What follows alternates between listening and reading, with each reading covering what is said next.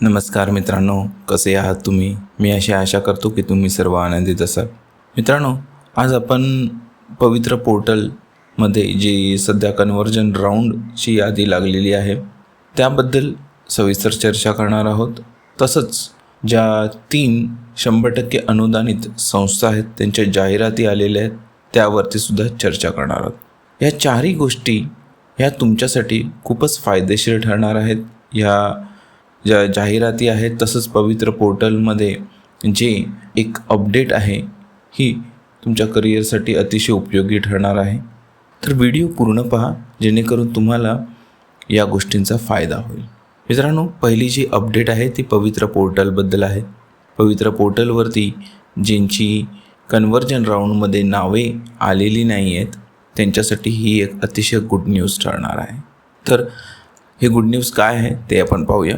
पवित्र पोर्टलवरती log in केल्यानंतर कन्व्हर्जन राऊंड सिलेक्ट केल्यानंतर तुमच्यासमोर जर तुमचं नाव येत नसेल, पण मित्रांनो जर लाल रंगामध्ये तुम्हाला हे जे टेबल्स आहेत हे दिसत असतील तर याचा अर्थ असा आहे की हे जे इन्स्टिट्यूट तुम्ही सिलेक्ट केले होते इथे आचारसंहिता चालू असल्यामुळे तिकडच्या याद्या लागलेल्या नाही आहेत, त्यांची यादी येणं अजून बाकी आहे.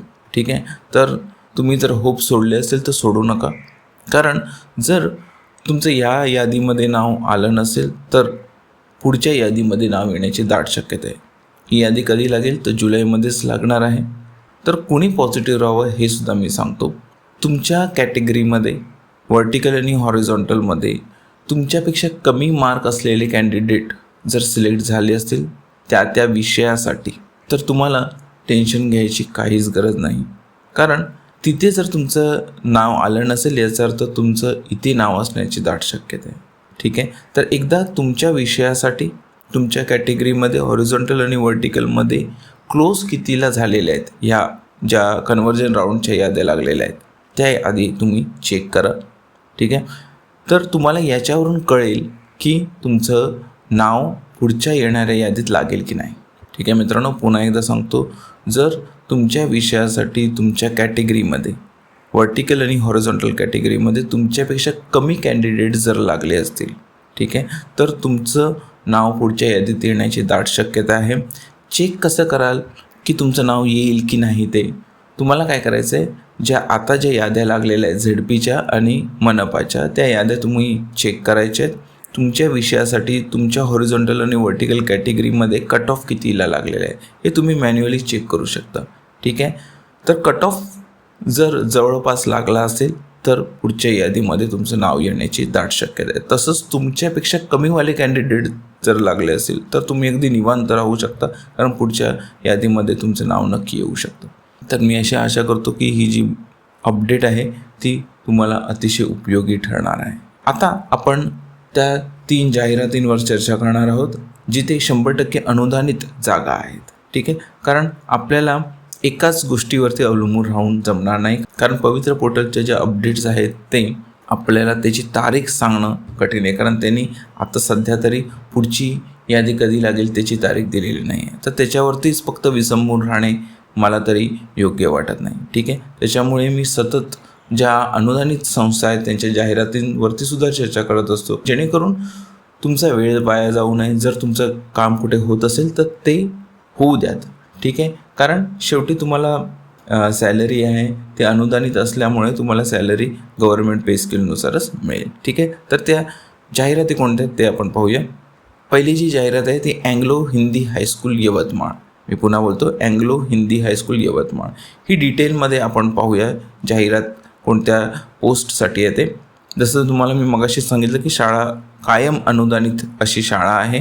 ठीक आहे, त्यांनी इथे म्हटलेलं आहे की अशासकीय अनुदानित शाळेतील पूर्व माध्यमिक शिक्षकांची रिक्त पदे भरण्याबाबत. पुढे त्यांनी काही रेफरन्सेस दिलेले डॉक्युमेंटचे ज्याच्या अंडर ही लोक भरती करू शकतात, थेट भरती, कारण तुम्हाला माहिती आहे की अल्पसंख्याक संस्था आणि आश्रमशाळा यांना थेट भरतीची परवानगी आहे शासनाकडून. मित्रांनो, पोस्ट कोणत्या आहेत ते पाहूया.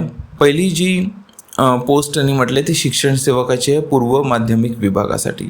ही एकूण 4 पदे आहेत. ठीक आहे, त्यांनी एकाच ठिकाणी सगळ्या पदांचा उल्लेख केलेला आहे. गणित विषयासाठी 2 पदे आहेत, इंग्रजीसाठी 1 आणि हिंदीसाठी 1. इथे एक अर्हता सुद्धा दिलेली आहे BSc BEd D.Ed गणितासाठी आणि इंग्रजी हिंदीसाठी BA B.Ed D.Ed वरील पदांकरिता वर्ग 6वी ते 8वीची TET 2 परीक्षा उत्तीर्ण असणे आवश्यक आहे. ठीक आहे मित्रांनो. तर हे जे मानधन आहे 16,000 तुम्हाला माहिती आहे की साधारण 3 वर्षांसाठी आपण शिक्षण सेवक म्हणून असतो आणि त्यावेळेला हे मानधन मिळतं आणि नंतर मग आपल्याला गव्हर्नमेंट पे स्केलनुसार सॅलरी होते. ठीक आहे. पुढे काय डिटेल दिले पाहूया. उपरोक्त पदाकरिता उमेदवाराचे शिक्षण माध्यमिक स्तरावरती हिंदी भाषेतून असल्यास संगणकाचे ज्ञान तसेच इंग्रजी व हिंदी पदाकरिता पदवीधरमध्ये सामाजिक शास्त्र विषय असल्यास प्राधान्य देण्यात येईल. ठीक आहे. तर हे जर तुमच्याकडे क्वालिफिकेशन असेल तर तुम्हाला जास्त प्रिफरन्स देण्यात येईल. पुढे काय म्हटले, अर्ज करावयाचा पत्ता दिलेला आहे सचिव व मुख्याध्यापक शाळा समिती अँग्लो हिंदी हायस्कूल यवतमाळ. तर इथे तुम्हाला अर्ज पाठवायचा आहे. अर्ज द्यावयाचा तपशील काय काय डॉक्युमेंट्स द्यायचे तुम्हाला, शैक्षणिक पात्रता, प्रशिक्षण अर्हता, जन्मदिनांक, प्रमाणपत्राच्या साक्षांकित प्रती व एक पासपोर्ट साईज फोटो व पत्रव्यवहाराचा पत्ता, भ्रमणध्वनी, दूरध्वनी क्रमांक म्हणजे मोबाईल नंबर वगैरे वगैरे डिटेल्स तुम्हाला द्यायचे. पुढे काय म्हटलंय, वरील पदांकरिता अर्ज करतेवेळी उमेदवाराची उपरोक्त शैक्षणिक किंवा व्यावसायिक अर्हता पूर्ण नसल्यास तो अर्ज करावयास पात्र ठरणार नाही व असे अर्ज प्राप्त झाल्यास ते विचारात घेतले जाणार नाही. अर्ज करावयाची अंतिम तारीख 10 जुलै 2024 सायंकाळी 5 वाजेपर्यंत राहील. या तारखेनंतर कोणताही अर्ज स्वीकारला जाणार नाही. तसेच पोस्टामार्फत अर्ज करावयाचा असल्यास तो दिलेल्या तारखेपर्यंत कार्यालयाला प्राप्त झाला पाहिजे, अन्यथा यानंतर प्राप्त होणाऱ्या अर्जाचा विचार केला जाणार नाही. ठीक आहे मित्रांनो. तर अर्ज करावयाची अंतिम दिनांक आहे 10 जुलै 2024 सायंकाळी 5 वाजेपर्यंत तुमचे अर्ज तिथे पोचले पाहिजेत. पत्ता दिलेला आहे. ठीक आहे. तर या पत्त्यावरती तुमचे अर्ज पाठवा. पुढची ॲडव्हर्टाईज पाहूया. ही आहे सिंधी हिंदी विद्या समिती. ही सुद्धा एक लिंग्विस्टिक मायनॉरिटी इन्स्टिट्यूट आहे. इथे एकूण 5 पदांचा उल्लेख केलेला आहे. कोणत्या कोणत्या ठिकाणी आहे, SMR Sindhi Hindi junior college Nagpur, हे पंचपावलीच्या इथे. त्याच्यानंतर गरोबा मैदानमध्ये आहे आणि गरोबा मैदानमध्ये ज्या वॅकेन्सीज आहेत त्या एकूण तुम्ही पाहू शकता. इथे रिक्त पदे आहेत 3. ठीक आहे, गरोबा मैदानमध्ये. त्याच्यानंतर पंचपावळीमध्ये 2 ठिकाणी 2-2 पोस्ट आहेत आणि कमलामध्ये 1 पोस्ट आहे. कोणत्या कोणत्या विषयासाठी आहेत, इंग्लिश विषयासाठी आहे, फिजिक्स विषयासाठी. त्याच्यानंतर नागपूर गरोबा मैदानमध्ये सगळ्या विषयांसाठी वॅकेन्सी आहे 5वीच्या वर्गासाठी. ठीक आहे. पोस्ट 1 म्हटले आणि विषय सगळे म्हटले, म्हणजे कोणताही विषय चालेल. ठीक आहे. पुढे काय म्हटले पहा, eligible interested candidate should present themselves on Friday 12 जुलै. इथे तुम्हाला थेट हजर राहायचे 12 जुलैला 10 वाजता. कुठे राहायचे तर सिंधी हिंदी विद्या समितीचं ऑफिस KTR बिल्डिंग पंचपावळी नागपूर. तर पंचपावळी नागपूरमध्ये तुमची इंटरव्ह्यू होणार आहेत. ठीक आहे. For personal interview on their own expenses with resume, original and Xerox copies of testimonials, म्हणजे तुमची जी एज्युकेशनल क्वालिफिकेशनला रिलेटेड जे डॉक्युमेंट्स आहेत, ओळखपत्र आहे, ते सर्व ओरिजिनल आणि झेरॉक्स दोन्ही घेऊन हजर राहायचे. Appointment will be done subject to approval from education department. Education डिपार्टमेंटमधून अप्रुव्हल घ्यावं लागतं प्रत्येक वेळेला. नवीन जेव्हा किंवा रिक्त पदे होतात तेव्हा नवीन याच्यासाठी ती लोक एज्युकेशनल डिपार्टमेंटमधून अप्रुव्हल घेतात. ठीक आहे. तिथून अप्रुव्हल झालं, सगळे तुमचे डॉक्युमेंट्स व्यवस्थित असतील तर अप्रुव्हल होतंच. ठीक आहे मित्रांनो. तर ही होती नागपूरमधील सिंधी हिंदी विद्या समिती. ठीक आहे. लिंग्विस्टिक मायनॉरिटी इन्स्टिट्यूट आहे आणि ही सुद्धा जसं मी म्हटलं की 100% अनुदानित संस्था आहे. आणखीन एक संस्था आहे मित्रांनो, ती सुद्धा आपण लगेच पाहूया. माउंट कॅर्मल गर्ल्स हायस्कूल ही एक मुलींसाठीची जी शाळा असते तशी आहे आणि ही सुद्धा एक मायनॉरिटी स्कूल आहे, इंग्लिश मीडियम मायनॉरिटी स्कूल आहे. तर इंग्लिश माध्यमाचे जे कॅन्डिडेट असतील त्यांच्यासाठी ही एक अतिशय सुवर्ण संधी ठरणार आहे. रिक्त पदे किती आहेत, ते एकूण 7 रिक्त पदे आहेत. मॅथ्स सायन्ससाठी 1-1 पद आणि सर्व विषय 5वीसाठी 5 पदे आहेत. ठीक आहे. क्वालिफिकेशन दिलेलं आहे BSc PCMमध्ये असणं आवश्यक आहे.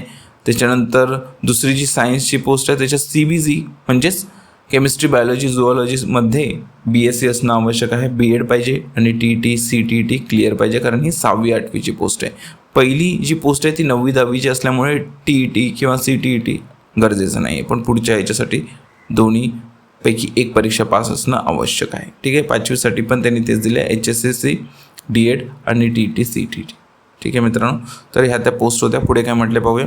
Appointments will be made on contract basis subject to the approval from education department and pay as per government of Maharashtra. Interested candidates may appear for interview along with their credentials on the following data. ही जी post आहे ती सुरुवातीला मानधन तत्वावरती असते. ठीक आहे, 3 वर्षासाठी तो जो प्रोबेशन पिरियड आहे तो संपल्यानंतर मग गव्हर्नमेंट पे स्केलनुसार सॅलरी होते.